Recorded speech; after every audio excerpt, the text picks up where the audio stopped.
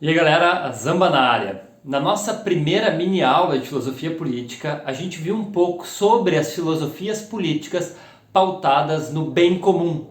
E a gente viu como, para essas filosofias políticas pautadas no bem comum, a política, a organização da sociedade, ela deveria focar, deveria ter como objetivo promover o que se entendia ali como bem comum. Se tu não viu essa mini aula, eu te sugiro voltar ali para tu entender melhor essa agora, que é sobre o contrato social.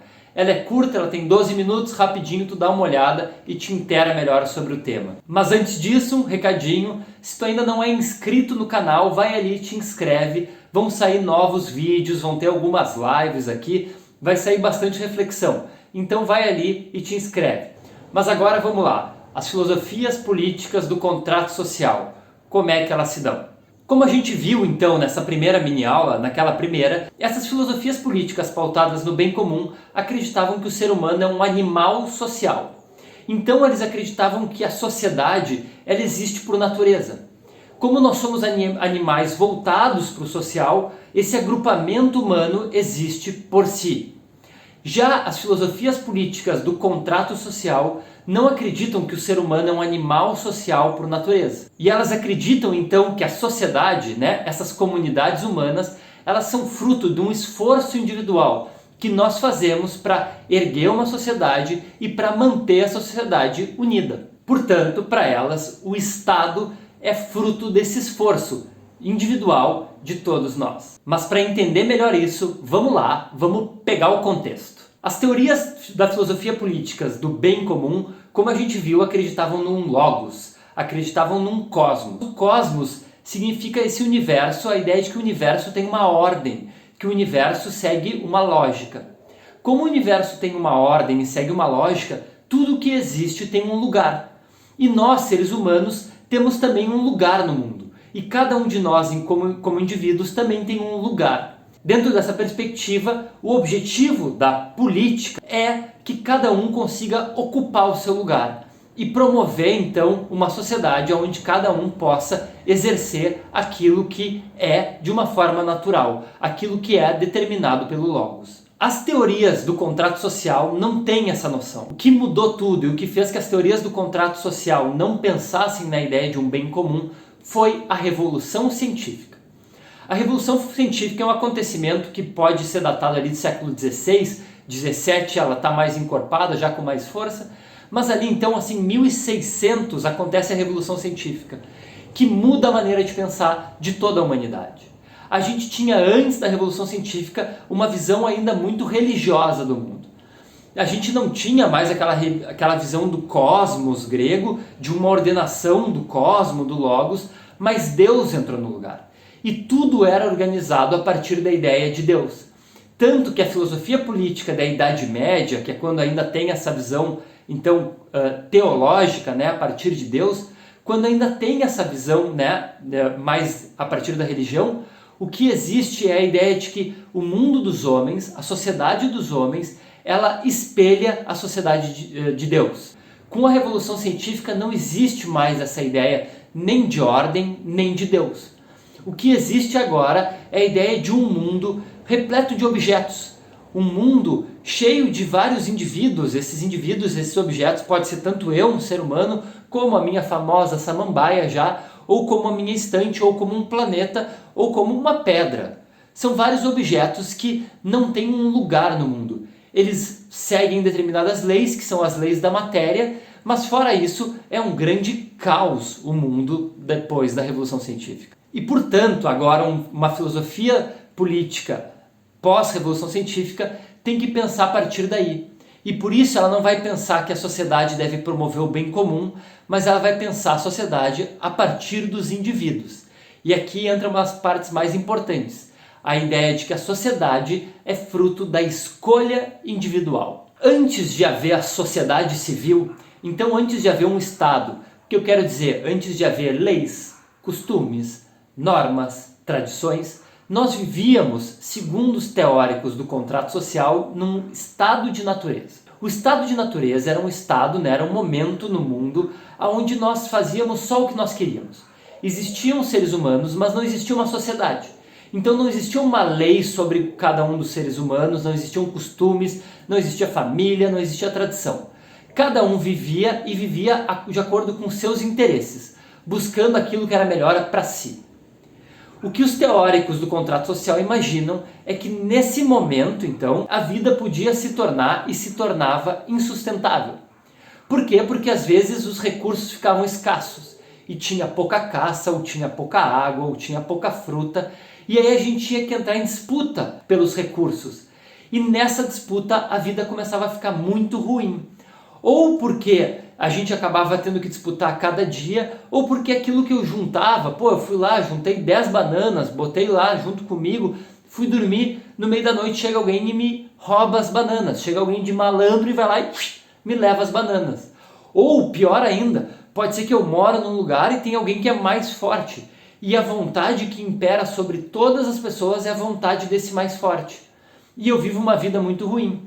Mas como bem aponta Hobbes, que é um dos teóricos do contrato social, ninguém é tão mais forte ou tão mais engenhoso, tão mais esperto, que consegue dominar todos os outros todo o tempo.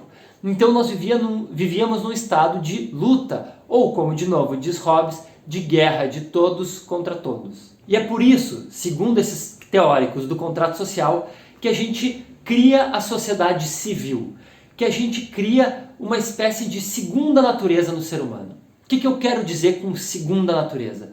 Tu tem o teu interesse mais imediato. Quer ir lá e pegar uma coisa, quer ir lá e buscar sexo, quer ir lá e pegar água, ou quer ir lá e sair de perto de todo mundo e ficar só na tua, ou sentar a mão na cara de alguém. Tu tem lá os teus interesses imediatos. Mas nós, seres humanos, somos capazes de agir segundo outro mandamento, segundo outra lei, que não só aquela que o meu corpo me dita. Então o meu corpo me diz, vai lá e senta a mão na cara daquela outra pessoa. Mas tem uma segunda lei dentro de mim que diz, cara, não pode bater no coleguinha. Não pode, e não tem ninguém me dizendo que eu não posso bater, mas eu tenho essa segunda lei dentro de mim e eu não vou bater no coleguinha. E eu vou lá e eu não bato no coleguinha e eu fico um pouco aqui no cantinho do pensamento, penso sobre o assunto, exemplo de professor de sala de aula, obviamente. Então, segundo os teóricos do contrato social, nós somos capazes, nós seres humanos, de deixar de viver sobre o império do desejo, o império da vontade, o império daquilo imediato e passar a viver segundo leis impostas, mas talvez leis que nós impomos, somos capazes de viver segundo leis que nós colocamos a nós mesmos. E aí é preciso que a gente crie uma entidade que faça valer essas leis que nós criamos e uma entidade também que consiga pensar de outras leis e uma entidade que consiga mediar os conflitos que existem entre nós. Porque no estado de natureza, quando duas pessoas entram em conflito, o que elas fazem? Elas brigam ou uma foge de antemão porque sabe que vai perder. Mas quando a gente institui a sociedade civil, quando a gente institui leis, tradições, costumes, não é quando duas pessoas entram em conflito, não é a mais forte que ganha. Ou não deveria ser. Mas quando duas pessoas entram em conflito, elas deveriam ter o Estado, uma outra entidade, uma terceira entidade, que vai lá e julga aquele conflito e diz o que deve acontecer. E nós temos isso dentro de nós. Pensa uma família com 2 filhos. Quando os 2 filhos estão ali brigando, aquela coisa, um pega o brinquedo, outro pega o brinquedo que aquele quer, e aí pega o brinquedo, e aí aquela brigalhada que todo mundo conhece, todo mundo já em algum momento conviveu com isso. Quando as crianças estão naquele momento e elas não querem brigar, porque talvez elas tenham a mesma força, o que elas fazem? Elas chamam um terceiro, elas chamam um adulto, os adultos na sala. E o adulto, teoricamente, vem tentar mediar o conflito. A teoria do contrato social diz que o Estado, essa entidade, o Estado, ela vem para mediar o conflito. E agora a gente chega numa das partes mais geniais da teoria do contrato social, que é a ideia da submissão voluntária. Porque o que os teóricos do contrato social dizem é que quando eu obedeço uma lei, eu faço isso por uma submissão voluntária ao Estado.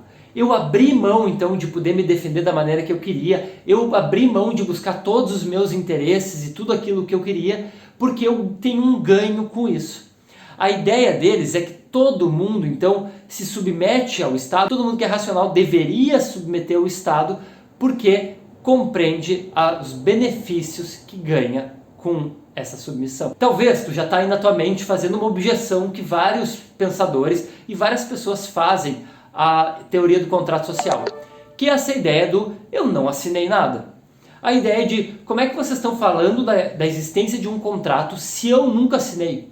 Nem eu, nem ninguém que eu conheço assinou, nem a Constituição brasileira a gente assinou. Como é que vocês podem dizer que a gente está todo mundo submetido voluntariamente a um contrato que eu não assinei? Mas calma lá. A teoria do contrato social não está afirmando, ela não é uma teoria descritiva. Ela não está dizendo que em determinado momento as pessoas realmente viviam no estado de natureza e num determinado momento elas se botaram a ficar batendo um papo e aí chegaram e formaram um contrato social e agora todo mundo está submetido àquele contrato porque umas pessoas tiveram essa ideia anos atrás. Não. A ideia do contrato social é um experimento mental, é uma hipótese, é hipotética. A ideia é, imagina que num estado de natureza todos nós pudéssemos perseguir os seus interesses. Não parece que em determinado momento o mundo ficaria insuportável? Não parece que em determinado momento os interesses iriam colidir e ficaria um mundo muito ruim para todo mundo? A partir disso, que os teóricos do contrato social supõem é que os seres racionais, como os nós seres humanos, poderíamos chegar a um consenso. O consenso de criar essa entidade que é o Estado, estabeleceria leis justas para todos nós. É isso aí, galera. Essa é por cima a ideia do contrato social. É uma bela ideia, é uma tentativa dos filósofos políticos para organizar a sociedade. Se curtiu, dá um like no vídeo, comenta alguma coisa, se inscreve no canal. A gente se vê daqui a pouco. Braço da Zamba!